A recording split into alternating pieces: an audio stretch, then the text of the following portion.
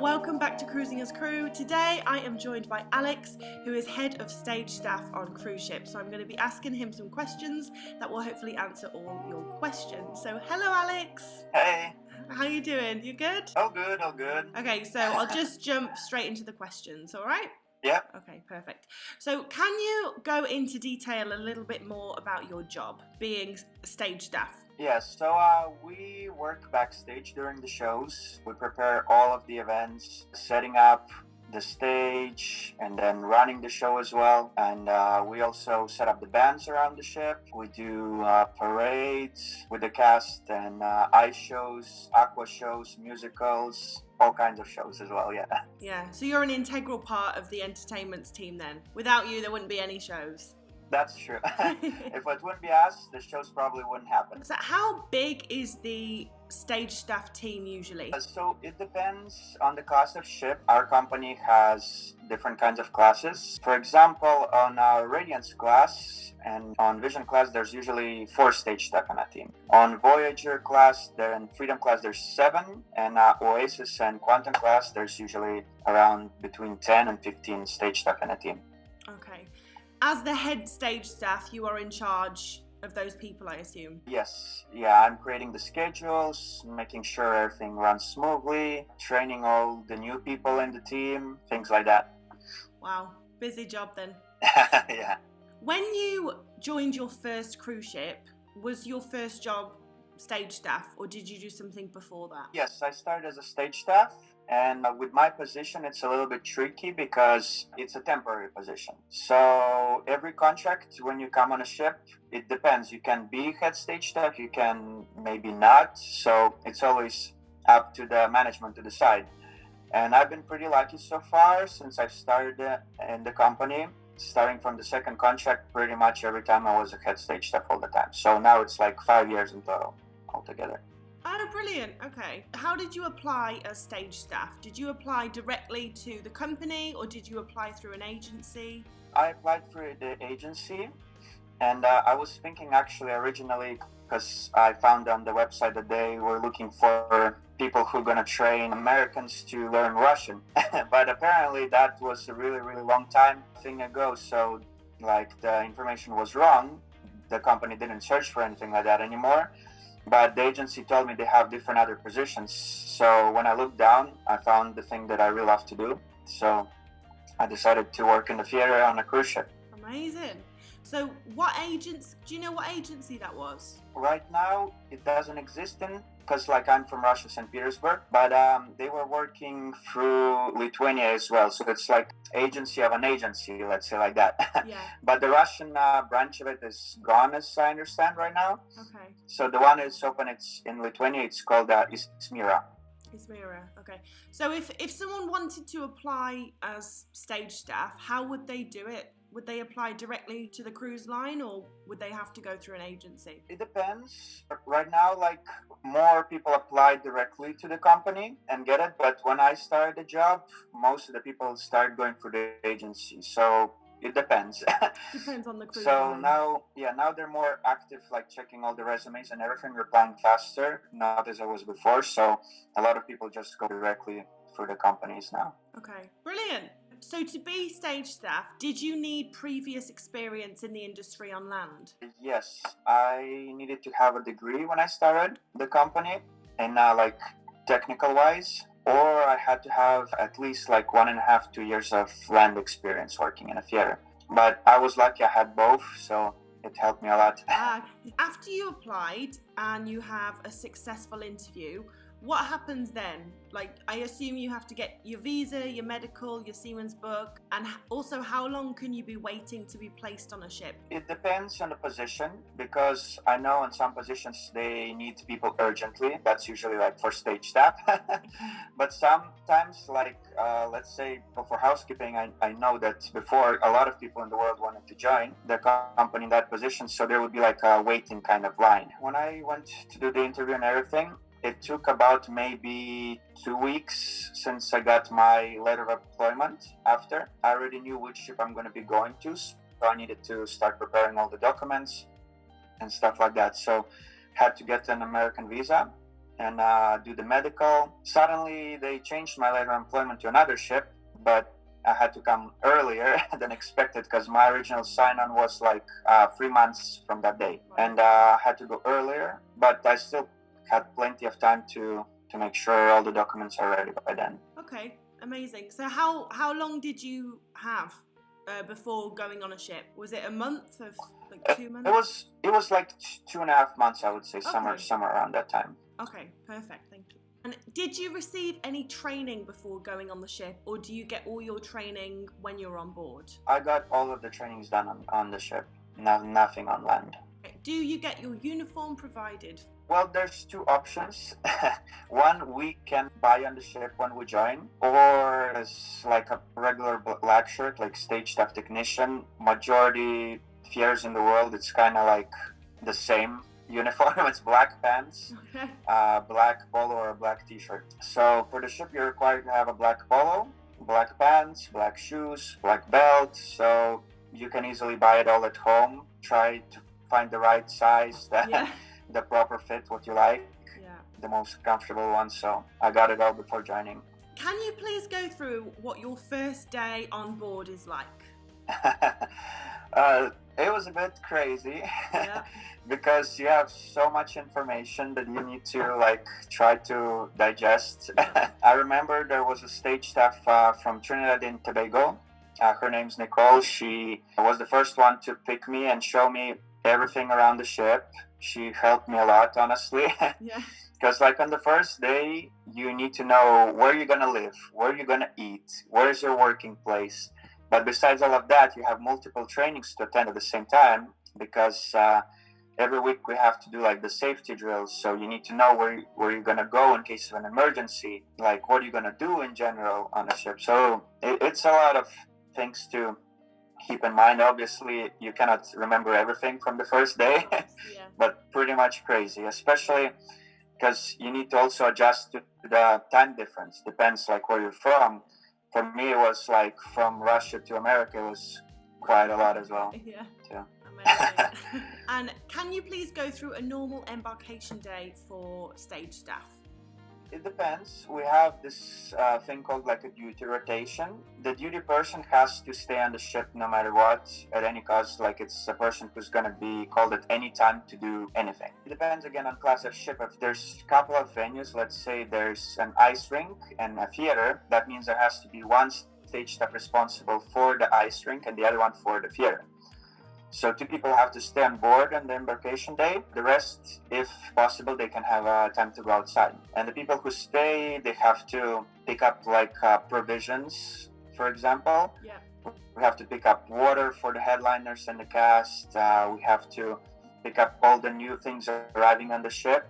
Let's say we get some new cables or new equipment. That's what we need to do. Is that every embarkation day you'll have a delivery? Most of them, yes, most of them. Plus, at the end of the evening, like at the end of the day, every time we have a show, so we have to all the team members usually work at that time as well. The stage staff are in charge of the lighting, the sound, moving the props, all of that stuff. Yeah, a little bit of everything. Yeah, like for example, some team members will be sitting on the spotlights during the show to follow the comedians or the singers, whoever performs.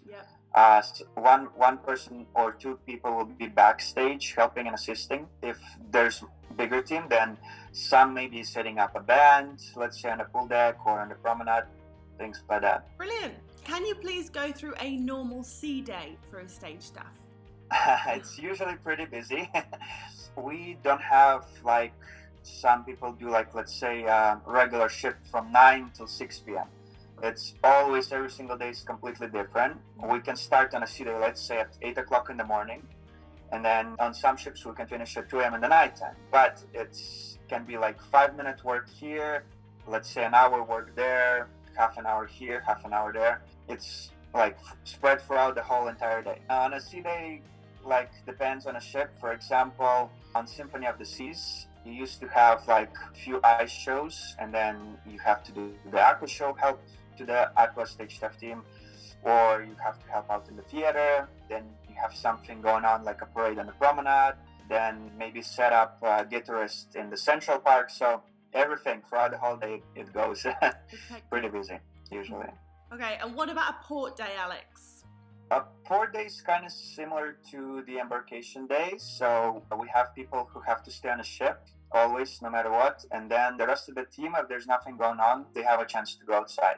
Some port days will have tech run. It's like a technical rehearsal for the technical team and the cast. Sometimes musicians are involved as well. Usually it's between, like, let's say 9:30, 11:30 in the morning. So those are the times on certain port days you have to do. After that, you have a chance to go outside. Oh, brilliant. So really get off most days if you want to. Most days, yes. And obviously, after all aboard, we always have shows, so the technical team has to work in the evening every day. Yeah. So it's kind of like the shoppy team in that you work mostly when the ship's at sea. Kind of similar, kind of, yeah. Kind of similar, way, but not. Yeah. yeah, because we have sometimes, like, let's say 7-day cruise, and there's 2 port days. So on those port days, we have to have a tech run. Yeah. Sometimes if it's a charter, we have to load a lot of equipment and things like that.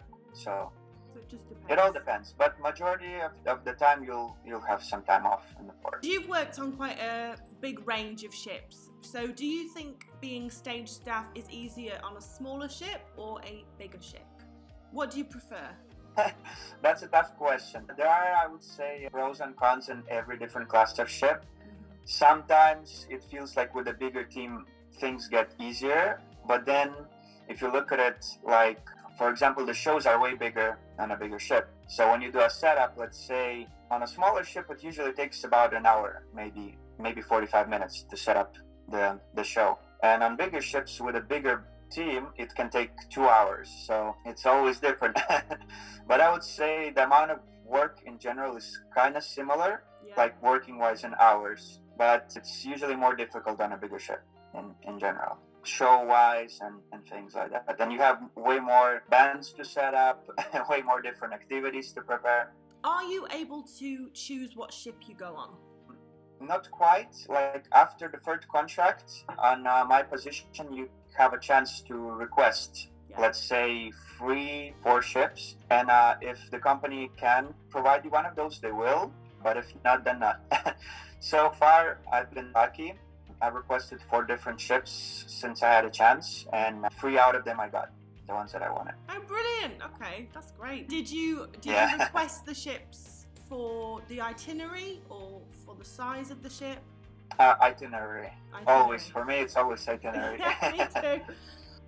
What was the best itinerary you did? My favorite one, I think, was the one I did on the Radiance, where we had the cruise around Australia, then New Zealand, French Polynesia, Hawaii, Alaska.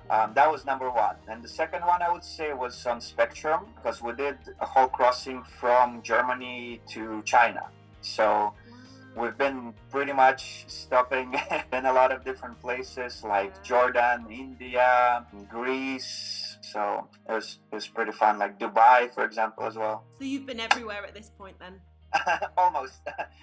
One thing on my list is still missing is the Baltics that I really want to go. Like, let's say Norway, Lithuania, Latvia, like Denmark, all those countries. That's next on the list then. It was supposed to be this year, actually, on the ship that I'm currently on right now. But but with COVID-19, unfortunately, it didn't happen. No, of course. How long are your contracts? They give us usually 7.5 month contracts. But if you're willing to, you can extend and make it longer. So for me, an average one I usually did was around 8.5 months. Okay. And then how long do you have off for vacation? Usually between 2 and 2.5 months. Do you get paid while you're at home, or do you only get paid while you're on board? No, just when we're on the ship. Yeah, same as me. As stage staff, do you share a cabin? Depends on the class of the ship. On Oasis class and Quantum class, we have single shared, which is like 2 cabins with 1 restroom and a shower between them. Right. Okay. So that's when you live on your own. And on all the other ships, you usually share with one person. Okay. Do you mind me asking about your salary, Alex? Unfortunately, I signed a paper that I cannot share that information, like Okay. the exact numbers, but I would say it's not bad, it's good. Okay. Better than I got home. Okay, perfect, thank you. For anyone wanting to be stage staff on a cruise ship, what advice would you give them? I would say if you're someone like myself who's not from UK or America, I would recommend learning a lot of technical terms. Like, for example, I was a kid who traveled my whole life, so my English is not that bad, but still certain things I didn't know how they're in English. So I would recommend to learn all of like the technical equipment, how things work usually in a theater. That's the most important thing. Okay. Alex, what is your favourite and least favourite thing about your job as stage staff? My favorite thing is you have a chance to work with all these talented people all around the world, technicians and cast members. I love working backstage during the shows. It's a lot of fun. Yeah, in general, theater life is what I really love to do. Least favorite part, there's not too many, but I would say, for example, it's called cross-utilization, when we have to help certain departments, sometimes, not too often, but that's not the best thing, but it is what it is. We have to do that, fortunately. What do you have to do? Help out on the rock wall or wheelchairs, things like that. Oh, okay. Right, okay. So just certain duties around the ship. Yeah. Okay, so what is your favourite and least favourite thing about working and living on a cruise ship? I would say my favorite number one thing is traveling. It's honestly amazing how one day you can be in Spain, the next morning you wake up, you're in France, the next day you're in Italy, and so on. Or like in half a year, you could easily travel all the way from Germany to China, which is like a big trip. And also meeting people all around the world. You know, I never thought I would meet some people from Fiji or South Africa, but you meet people from all around the world. And the least favorite one, I think, is when you make friends, like really good friends, you don't know if you're ever gonna see them again in your life, because you go on another contract, they go on another contract, and things may happen and you will maybe see them again, but it is ship life, as we say. So unfortunately, some people I haven't seen since my first contract again, and who knows if I ever will. How do you think cruising is going to change after COVID-19? I think it's gonna be a lot different. Like, let's say in general, cruise ships are pretty much a safe place all the time. You know, all the precautionary measures that companies usually take, it's way more safer, in my opinion, than to be like in a shopping mall or even in a regular theater on land. But now with everything what's going on, I think the measures are going to be even bumped up even more than it used to be. I honestly don't know if there are going to be any restrictions for us, like the crew, like let's say like shore leave or anything like that. Nothing has been said so far. But I do expect a lot of things will change, social distancing, masks, and things like that for sure. So it hasn't been too bad living on board then? No, honestly, I think the company is taking really, really good care of us. Like on land, let's say, I don't see any company that would provide you with food every single day, with a cabin, travel, everything, when they're not making any kind of income right now. So it's been pretty amazing, honestly. Well, thank you very much, Alex. Those are all my questions. You're welcome. Thank you too. It's been nice talking to you. All right. Bye, Alex. All right. Bye-bye.